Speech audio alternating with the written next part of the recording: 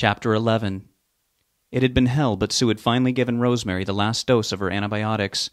Sue had been able to just grab her and make her take it for the first several days.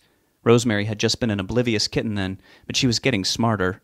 For the last 2 days, whenever she saw Sue coming with the syringe filled with that milky goop, she would begin to try to run and hide.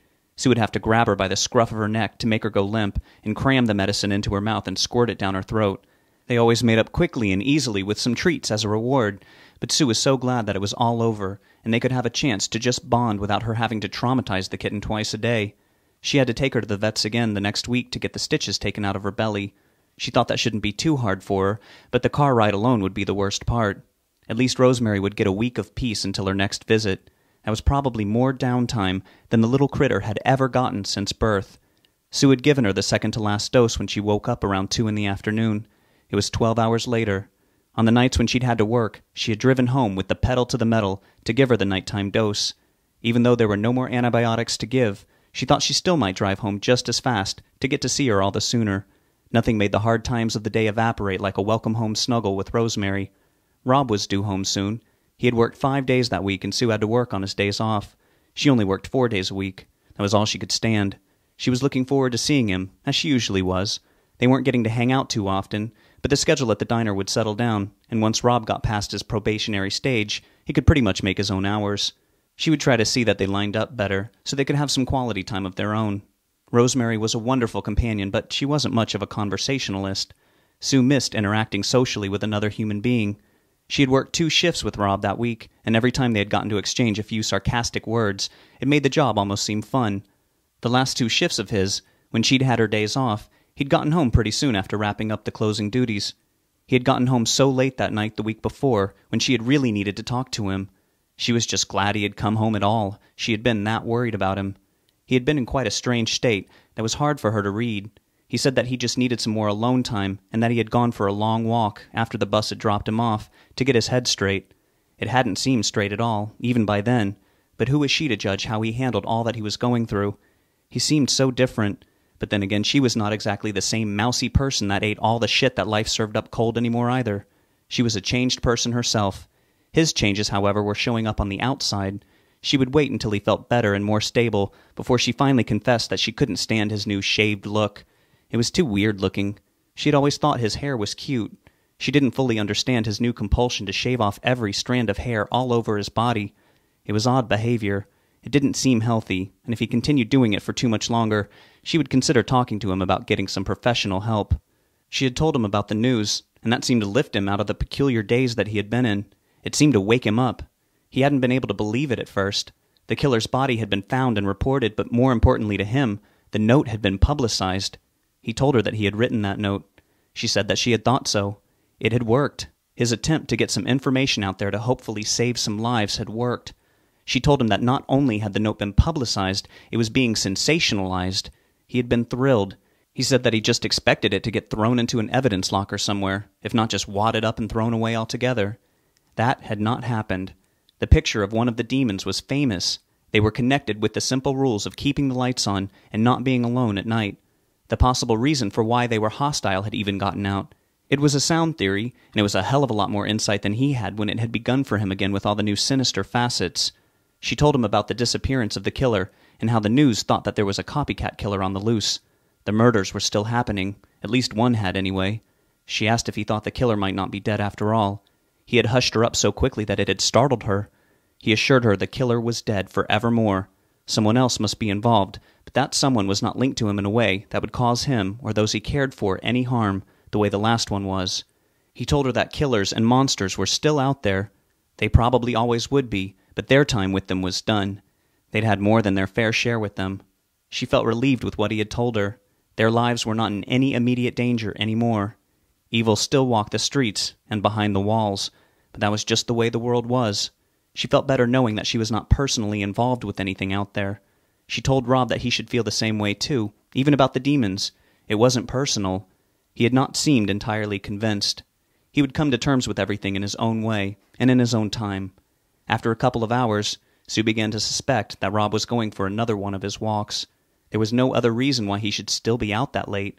She had learned not to make dinner for him until he came home. He had not been hungry at all the last time he had come home at such an hour. Again, As the sun was beginning to rise, he finally came home. It was different than the last time, though. He came in so hurriedly and had practically slammed the door shut behind him. Sue noticed right away that he had bloody splotches all over his clothes. They just looked at each other in shock for a moment before Rob bolted into the bathroom and flung the door closed and locked it. She heard the lock click. Rob had turned on the sink's faucet. "Rob? Rob, are you okay?" She was almost yelling at him through the closed door and over the noise of the running water. He shut it off. The bathroom was silent except for the gurgling of the drain. "Rob?" "I'm all right," he said at last. The door lightly muffled his voice. "Why are you bloody? Are you hurt? Open up, let me see." She blurted all of that out like machine gun fire. "I'm fine. It's not my blood." She shook her head, not understanding. "Was there an accident or something?" He did not reply. "Rob?" She pressed her ear to the door and jumped when he spoke at last. "I need you to get something out of my room." She hesitated, feeling like she had been given a non sequitur. Just in case he wasn't changing the subject and really needed something, she said, "All right, what is it?" "Go into my suitcase. It's in the closet. There's a book in there. Get the bigger black one, not the other one, and bring it back here." "Rob, just tell me what's going on." "Go get it if you really want to know so bad," he shouted. She would humor him. "Sure, okay, I'll be right back." She ran into Michelle's room. It was no longer hers, it was his. She would get used to that. She had to. She flung open the slatted closet door. She stared into it for a moment. That was where Michelle had been. That was where they had found her. Sue hated that closet. She took a deep breath and pulled the suitcase out. She unlatched it and opened it up. She threw the scattered clothes aside and found the books on the bottom. She ignored the one they had gotten from the library. It had been checked out on Michelle's card. They couldn't expect to collect from someone who was dead. The book was his. She had gotten a final gift from Michelle, and so had Rob. Hers was in the form of tequila in a silly apology basket, and his was a very important book. She set that familiar book down and picked up the larger black one. It squished a little in her hands. She didn't like the feel of it. That didn't matter, though. Rob was waiting in the bathroom. She trotted back to him quickly. "Rob?" "Yeah." His voice was close to the door, but lower to the ground. He was sitting. She sat too, only a few blind inches away from him. "I have the book." She opened it in her lap and turned her nose up from the pungent smell it gave off. She breathed through her mouth instead, but then it was like she could almost taste the rankness. She was used to it in a matter of seconds that felt much longer. "There's no page number," she remarked to him. "I know. Turn to Lesson 4, the Rituals section." She carefully turned the pages, not wanting to touch them too much, and not wanting to tear them. They felt fragile. She realized she had passed it, and was in the 5th lesson. "You find it?" he called out.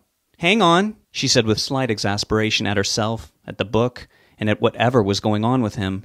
She turned back several sickly pages and found the heading for Lesson 4. "Got it," she said with excitement, since she was closer to finding out what the hell was going on. "Go past the summoning and warding off stuff and go to the section about activating the dormant demon within." She muttered under her breath what she was reading as she turned. She found the section he said to go to. "I'm there." "Good. Read it. Take your time." She took a few minutes to read it all over. It was some sort of spell to perform to activate one's dormant demoniac genes. She didn't get it. "What is all this?" she asked him. "It's true, Sue. It's all true. There are people out there, people like me, who are part of this." "Are you talking about what you wrote in that note?"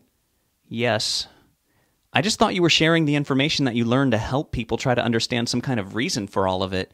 You shouldn't take this so seriously, Rob. It's not literal. These are just theories." "No, they're not," he said calmly. "Turn to, the 9th lesson, the consumption section." "Rob, just tell me, please." She was looking through the door at the area where his face must be. "I can't just blurt it out. If you want to know so fucking bad, then turn the goddamn pages." He was not speaking so calmly anymore. "All right, I'm turning.